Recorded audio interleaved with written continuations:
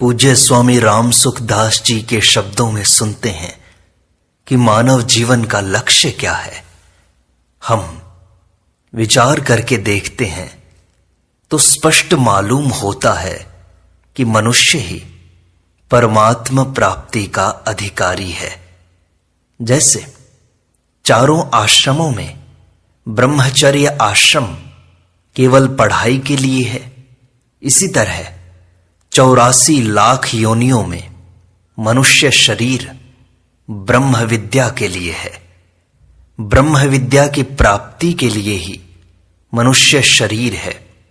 और जगह ऐसा मौका नहीं है, ना ही योग्यता है, ना कोई अवसर है, क्योंकि अन्य योनियों में ऐसा विवेक नहीं होता। देवताओं में समझने की ताकत है, पर वहां भोग बहुत है। भोगी आदमी परमात्मा में नहीं लग सकता। यहां भी देखो, ज्यादा धनी आदमी सत्संग में नहीं लगते, और जो बहुत गरीब हैं, जिनके पास खाने पीने को नहीं है, वे भी सत्संग में नहीं लगते हैं। उन्हें रोटी कपड़े की चिंता रहती है। इसी तरह नरकों के जीव बहुत दुखी हैं। बेचारे, उनको तो अवसर ही नहीं मिलता है। देवता लोग भोगी हैं, उनके पास बहुत संपत्ति है, वैभव है, पर वे परमात्मा में नहीं लगते, क्योंकि सुख भोग में लगे हुए हैं, वही उलझे हुए हैं। अतः एक मनुष्य ही ऐसा है जो परमात्मा की प्राप्ति में लग सकता है। उसमें योग्यता है, भगवान ने अधिकार दिया है। इसलिए मनुष्य शरीर की महिमा बहुत ज्यादा है, देवताओं से भी अधिक है। शरीर तो देवताओं का हमारी अपेक्षा बहुत शुद्ध होता है। हम लोगों का शरीर बड़ा गंदा है। जैसे कोई सूअर मैल से भरा हो, यदि हमारे पास आ जाए तो उसको छूने का मन नहीं करता, दुर्गंध आती है। ऐसे ही हम लोगों के शरीर से देवताओं को दुर्गंध आती है। ऐसा दिव्य शरीर है उनका। हमारे शरीर में पृथ्वी तत्व की प्रधानता है, देवताओं के शरीर में तेजस तत्व की प्रधानता है। परंतु परमात्मा की प्राप्ति का अधिकार जितना मनुष्य शरीर वालों को मिलता है, इतना देवताओं को भी नहीं मिलता। इसलिए मनुष्य शरीर की बड़ी महिमा है। उत्तरकांड में श्री काकभुषुंडी जी से गरुड़ जी प्रश्न करते हैं कि सबसे उत्तम देह कौन सी है, तो कहते हैं मनुष्य शरीर सबसे उत्तम है, क्योंकि नर तन सम नहीं कवनीहू देही, जीव चराचर जाचत देही। चर अचर सब जीव इस मनुष्य शरीर की याचना करते हैं, मांग रखते हैं। ऐसा कहकर आगे कहा, नरक स्वर्ग अपवर्ग निसैनी, ज्ञान विराग भक्ति शुभ देनी।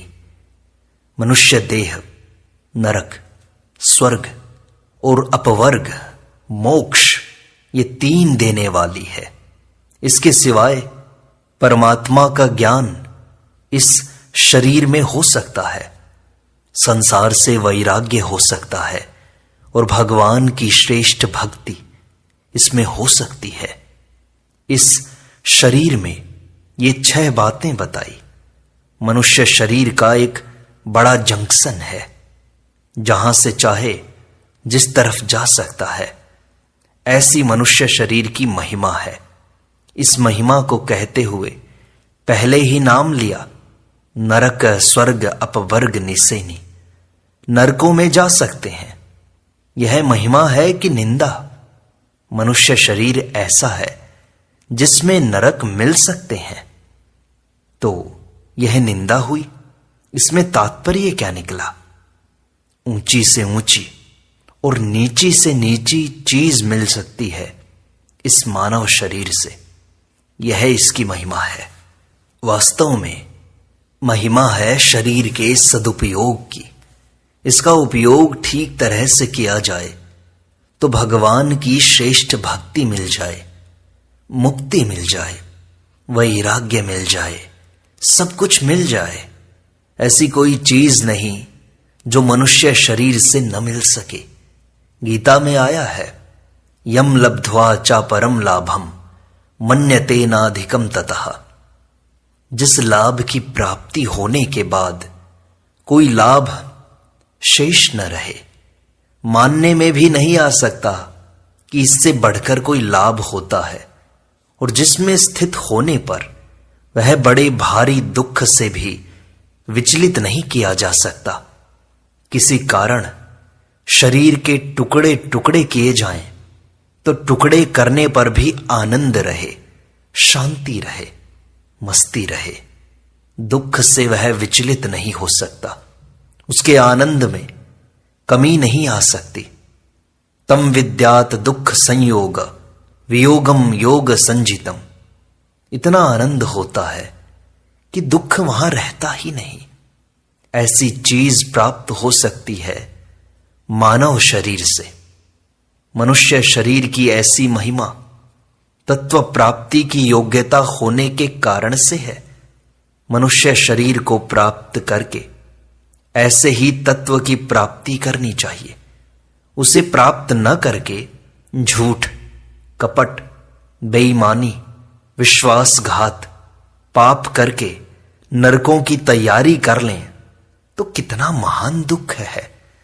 यह ख्याल करने की बात है कि मनुष्य शरीर मिल गया, अब भाई अपने को नरकों में नहीं जाना है, 84 लाख योनियों में नहीं जीना है। नीची योनि में क्यों जाएं?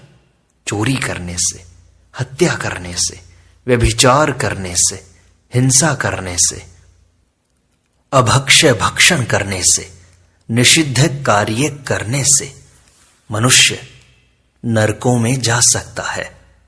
कितना सुंदर अवसर भगवान ने दिया है कि जिसे देवता भी प्राप्त नहीं कर सकते, ऐसा ऊंचा स्थान प्राप्त किया जा सकता है इस मानव देह के द्वारा। इन प्राणों के रहते रहते बड़ा भारी लाभ लिया जा सकता है। बहुत शांति, बड़ी प्रसन्नता, बहुत आनंद इसमें प्राप्त हो सकता है। ऐसी प्राप्ति का अवसर है मानव शरीर में, इसलिए इसकी महिमा है। इसको प्राप्त करके भी जो नीचा काम करते हैं वे बहुत बड़ी भूल करते हैं। कोई बढ़िया चीज मिल जाए तो उसका लाभ लेना चाहिए।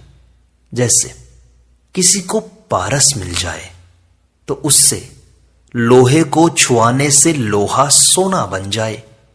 अगर ऐसे पारस से कोई बैठा चटनी पीसता है तो वह पारस चटनी पीसने के लिए थोड़े ही है। पारस पत्थर से चटनी पीसना ही नहीं, कोई अपना सिर ही फोड़ ले तो पारस क्या करेगा? इसी तरह मानव शरीर मिला, इससे पाप, अन्याय, दुराचार करके नरकों की प्राप्ति कर लेना, अपना सिर फोड़ना है, संसार के भोगों में लगना, यह चटनी पीसना है। भोग कहां नहीं मिलेंगे। सुअर के एक साथ 10-12 बच्चे होते हैं। अब 1-2 बच्चे पैदा कर लिए तो क्या कर लिया? कौन सा बड़ा काम कर लिया?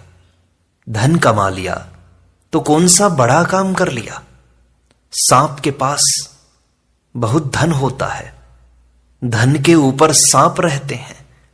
धन तो उसके पास भी है, धन कमाया तो कौन सी बड़ी बात हो गई? ऐश आराम में सुख देखते हैं और कहते हैं कि इसमें सुख भोग लें। बंबई में मैंने कुत्ते देखे हैं जिन्हें बड़े आराम से रखा जाता है। बाहर जाते हैं तो मोटर और हवाई जहाज में ले जाया जाता है। मनुष्यों में भी बहुत कम को ऐसा आराम मिलता है जो उन कुत्तों को मिलता है। भाग्य में है तो कुत्तों को भी मिल जाएगा। कौन सा काम बाकी रह जाएगा जिसके लिए मनुष्य शरीर नष्ट किया जाए? भोगों के भोगने में, संसार का सुख लेने में, धन कमाने में मनुष्य शरीर बर्बाद कर देना कितनी बड़ी भूल की बात है। झूठ, कपट, बेईमानी करके मनुष्य नरकों की तैयारी कर लेता है। यह महान पतन की बात है। कितना ऊंचा शरीर मिला है मनुष्य को, उस शरीर में आकर ऐसा काम कर ले। अतः सावधान रहना चाहिए कि बड़े से बड़ा काम हमें करना है, बढ़िया से बढ़िया काम हमें करना है। यह काम दूसरी योनि में नहीं हो सकता। एक मनुष्य शरीर में किए हुए पापों का 84 लाख योनियों में भोग होता है। सत्य, त्रेता, द्वापर, कली, ये चारों युग बीत जाते हैं। 84 लाख योनि और नरकों के कुंड भोगते भोगते फिर भी मनुष्य शरीर में किया हुआ पाप बाकी पड़ा रहता है। बीच में भगवान कृपा करके मनुष्य शरीर देते हैं। संचित पाप और पड़े हुए हैं। भोगने पर भी सारे पाप समाप्त नहीं होते। इतने महान पाप हैं जो इस मनुष्य शरीर में बनते हैं।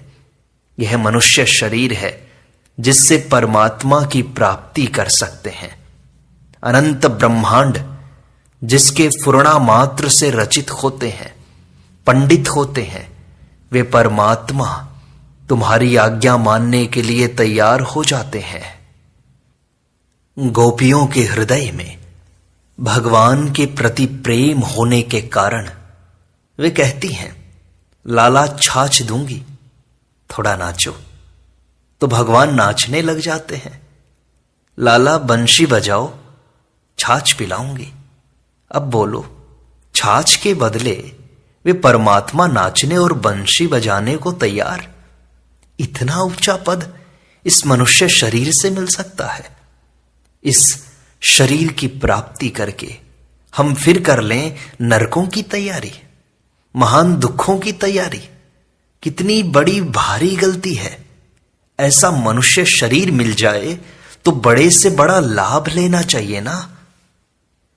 जैसे वृंदावन में आ गए हो तो भगवान के दर्शन करो, यमुना जी में स्नान करो, वहां के रहने वालों से पूछो कि ज्यादा लाभ की बात कौन सी है, ज्यादा पुण्यदायक, उद्धार करने वाली चीज कौन सी है।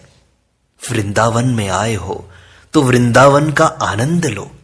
अब वृंदावन में आकर नाटक, सिनेमा देखते हो। अरे भाई, यहां क्यों आए? बंबई, कलकत्ता में बहुत बढ़िया सिनेमा है।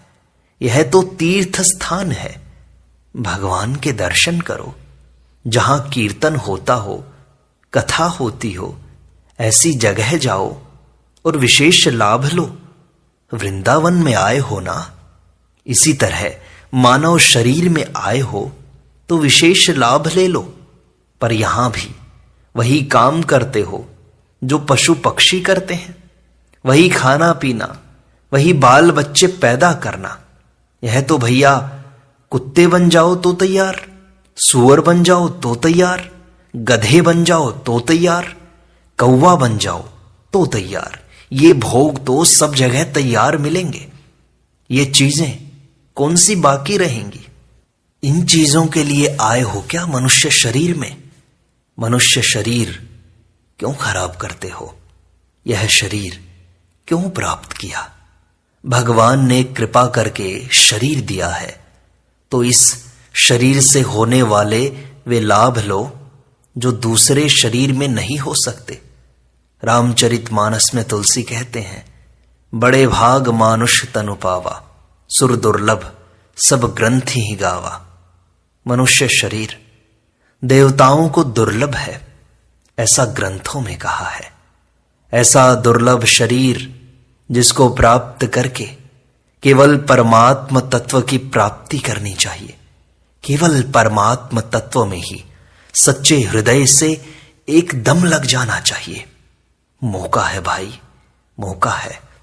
जैसे मनुष्य शरीर दुर्लभ है, वैसे कलयुग भी दुर्लभ है। जैसा मौका कलयुग में मिलता है, वैसा अन्य युग में नहीं मिलता। ऐसे कलयुग में मौका मिला, उस कलयुग को प्राप्त करके भोगों में लग गए अथवा पापों में लग गए, अन्याय में लग गए। ये क्या बात हुई?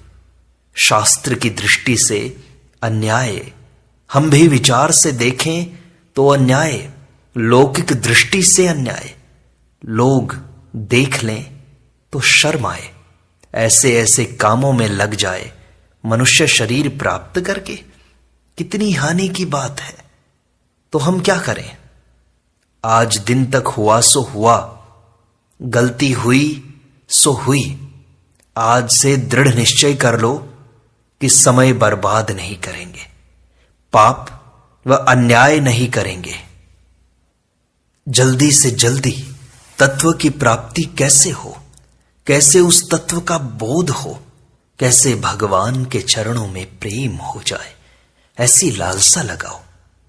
तब एक भक्त ने महाराज जी से पूछा, क्या हमारा भी प्रेम हो सकता है? क्या इस शरीर से कल्याण हो सकता है? तब स्वामी जी ने कहा, ध्यान देकर सुने, इस शरीर से ही कल्याण हो सकता है। कल्याण भी आप कर सकते हो, लखपति बन जाओ, आपके हाथ की बात नहीं। मकान इमारत हो जाए, आपके हाथ की बात नहीं। संसार में यश, प्रतिष्ठा, मान, आदर, सत्कार हो जाए, आपके हाथ की बात नहीं है। परमात्म तत्व की प्राप्ति करना हाथ की बात है। इसमें सब स्वतंत्र है, मनुष्य मात्र इसमें स्वतंत्र है, कोई भी परतंत्र नहीं। क्योंकि बड़े भारी लाभ के लिए मनुष्य शरीर मिला है। परमात्म तत्व की प्राप्ति के लिए ही मानव शरीर मिला है। उसको प्राप्त करना खास काम है।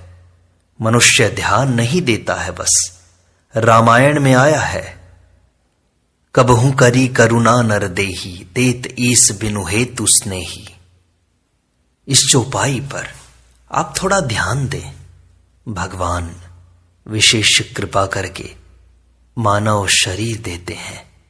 इसका अर्थ क्या हुआ?